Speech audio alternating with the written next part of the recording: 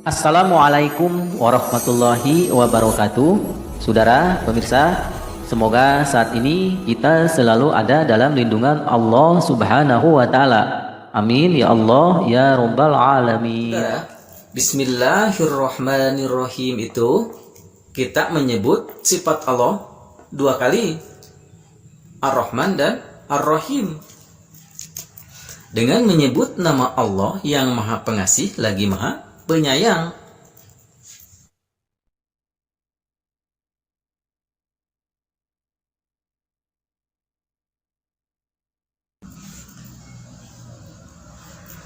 Maha Pengasih, Maha ini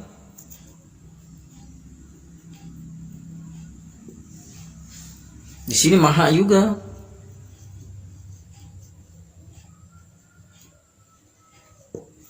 Maha Pengasih, Maha Penyayang. Pengasih itu menurut bahasa kata dasarnya adalah kasih. Kalau penyayang kata dasarnya sayang, bukan ayang. Sayang. Atau ada versi lain, Bismillahirrahmanirrahim, dengan menyebut nama Allah yang Maha Pemurah lagi Maha Penyayang. Pemurah, murah ini, murah rezeki maksudnya, tidak koret. Kita mau minta apapun tentang rezeki, tentang keselamatan, tentang pangkat, jabatan, ini Ar-Rahman pasti dikasih, karena Allah Maha Pemurah. Dikasih pasti. Kalau kita ingin banyak yang sayang, pasti kita disayang, karena kita selalu menyebutkan nama Ar-Rahim. Ini untuk segala hal, saudara. Apapun ini, tentang rizki, tentang apapun, tentang tolak bala. Kalau kita misalkan hari ini mau pepergian, sudah bernasib kita dapat musibah hari ini, tapi karena Allah sayang, kita tidak akan jadi, karena Allah sayang, karena kita selalu menyebut kalimat ini. Misalkan hari ini kita tidak punya duit, karena Allah murah rezeki, kita selalu dikasih. Amalkan saja saudara ini dengan istiqomah, dengan pemahaman yang seperti sedikit saya terangkan ya. Allah kan menyuruh kalau kita berdoa, kalau meminta kepada Allah, kita harus menyebut nama yang indah. Ini namanya indah, Ar-Rahman Ar-Rahim, Asmaul Husna.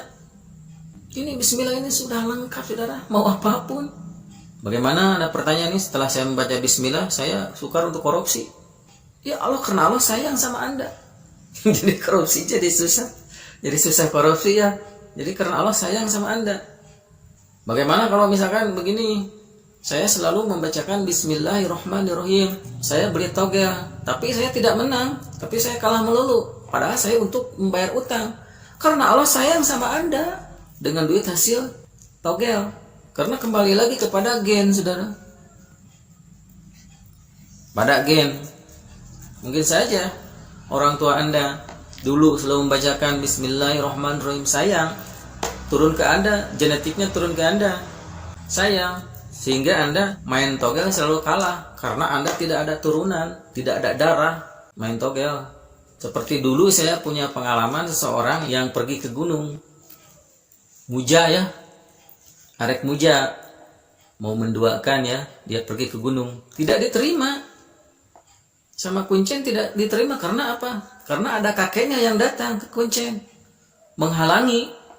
Karena si kakeknya itu ahli ibadah, saudara. Ahli ibadah, saudara. Selalu membacakan ini, sayang. Allah sudah sayang. Tidak jadi, saudara. Tidak jadi muja. Itu. Kalau Anda beli nomor, tidak tembus melulu. Allah sayang sama Anda. Misalkan saya membeli togel itu, kalau menang untuk membayar utang. Anda membayar utang itu, hutang ya, bukan hutang. Anda membayar hutang itu karena apa? Rata-rata orang yang mau membayar hutang itu karena takut. Takut kan? Karena Anda takut. Takut sama orang, takut sama bank, ya kan? Kalau Anda tidak takut sama bank, tidak takut sama orang, ngapain Anda mau bayar hutang? nyantai saja. Anda tidak takut sama Allah, sama orang. Anda tidak takut sama Allah. Orang yang punya utang itu tidak takut sama Allah, hanya takut kepada manusia saja, kepada ciptaan Allah. Bank itu kan yang mengelola manusia. Ya kan? Bank itu yang mengelola manusia. Manusia itu ini yang punya Allah. Kenapa takut? Kan kita sering, wa iya karena stain, dan hanya kepada engkau aku mohon pertolongan. Kenapa bingung? Allahu Samad, Allah tempat bergantung. Curhat pada ini, jangan takut manusia. Curhat pada ini, pada Allah. Allah yang punya, kan manusia itu Allah yang punya. Dengan bismillah juga sudah cukup. Kalau mau bayar utang, kalau kita sudah memahami ini, bismillahirrahmanirrahim. Karena takut kepada orang, bukan karena kewajiban saja Anda harus wajib membayar hutang, bukan. Karena Anda takut kepada orang, takut disegel, takut ditagih, malu. Takut kepada kolektor. Tapi ini kolektor ini Allah yang punya. Ya kan? Ya. Lagi pula kan yang namanya hutang itu jelas. Bingung yang dibuat kita sendiri. Allah tidak nyuruh ngutang. Wahai orang-orang yang beriman, maka berhutanglah kamu. Ya baru kita menghutang. Kalau kita ada keluhan tentang hutang, minta sama Allah, ya Allah, aku punya utang banyak, susah untuk membayar ya Allah. Allah tidak nyuruh ngutang, kita curhat kepada Allah, ya Allah, aku ngutang. Siapa yang nyuruh ngutang? Bagaimana cara mengamalkannya, saudara? Begini caranya. Jangan lupa like, subscribe, nyalakan lonceng, pilih semua, dan bagikan kepada teman-teman. Baca 100 saja ya, setelah sholat yang 5 waktu. Nih, setelah sholat yang 5 waktu baca 100 kali saja. Istiqomah.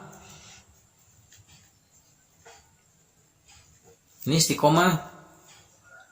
Karena banyak yang menanyakan kepada saya, bagaimana kalau saya misalkan membaca bismillah selama 40 hari 40 malam, apakah bakal ngepek? Ya tidak tahu, saudara. Anda yang ngerjain. Makanya kalau kita mau mengamalkan sesuatu, kalau kita mau mengamalkan kalimat, kita harus percaya dulu, yakin dulu dengan kalimat tersebut, yakin dan paham dengan kalimat tersebut. Bertahun-tahun pun Anda tidak akan dikabul, karena hati Anda tidak percaya, kurang yakin. Dan yang namanya mengamalkan kalimat itu bukan waktu, bukan bilangan.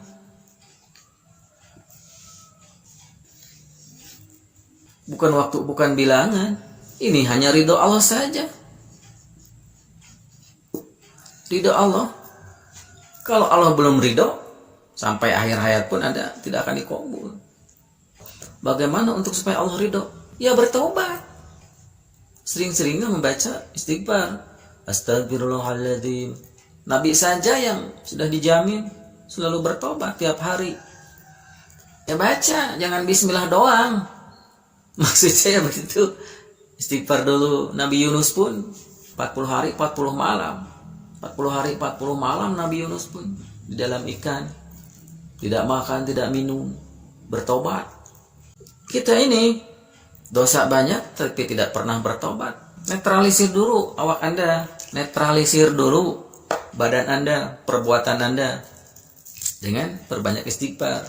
100 pun kalau istiqomah, insya Allah saudara, apapun keinginan, meskipun hanya di kerteg hati, kata hati kita, ya Allah, aku pengen duit hari ini, akan dikasih.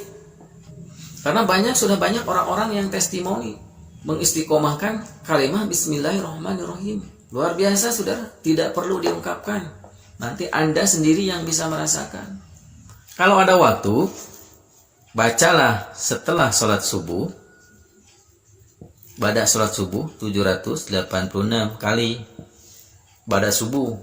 Tapi ini untuk orang yang nyantai. Ya rata-rata nyantai ya lah kalau sudah subuh mah. Pas begitu beres sholat subuh, bacalah wirid-wirid yang lain, lalu baca bismillah 786. Ya, tapi membacanya istiqomah. Sekali lagi istiqomah membaca Bismillah 786. Nanti Anda yang merasakan. Mau apapun Anda akan dikasih. Kalau hati Anda selalu tujuannya rizki, ya pasti dikasih rizki. Yang mau mengamalkan Bismillahirrahmanirrahim 786, silahkan ya.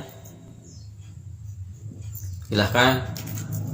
Kalau misalkan Anda waktu subuhnya juga tergesa-gesa, sudah sholat 5 waktu, waktunya sempit, ya bacalah setelah Isya.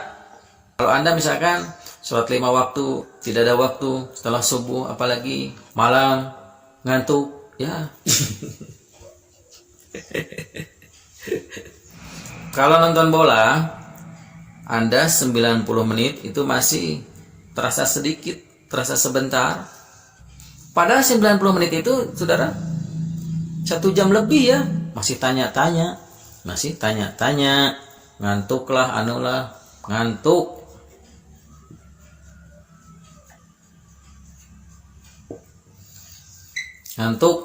Makanya kalau ngantuk jangan banyak makan, saudara. Kalau nanti suatu saat ini kita sudah istiqomah membaca Bismillahirrahmanirrahim, suatu saat nanti ingat godaannya, kita tiba-tiba ada yang marahi. Nih, kita dimarahi, dihina oleh saudara sendiri, oleh teman, oleh tetangga, biasanya begitu. Dan godaannya adalah, kalau laki-laki mengamalkan ini, kalau istiqomah nanti godaannya cewek. Kalau cewek mengamalkan ini, godaannya pasti cowok. Harus kuat ya. Sekali lagi, kalau kita tiba-tiba dimarahi, dihina, digoblok-goblokin, dicaci maki, jangan heran. Terus godaannya cewek untuk cowok. Kalau untuk cewek godaannya cowok, jangan heran, harus kuat. Dan untuk kalimat Bismillahirrahmanirrahim, ini hadorohnya kepada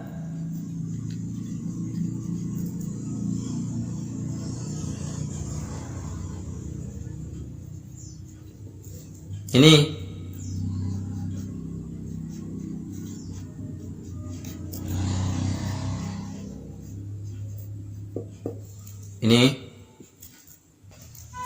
Nanti baca deskripsi untuk yang mau mengamalkan Bismillah ini. Semoga bermanfaat. Wabillahi taufiq wal hidayah. Wassalamualaikum warahmatullahi wabarakatuh.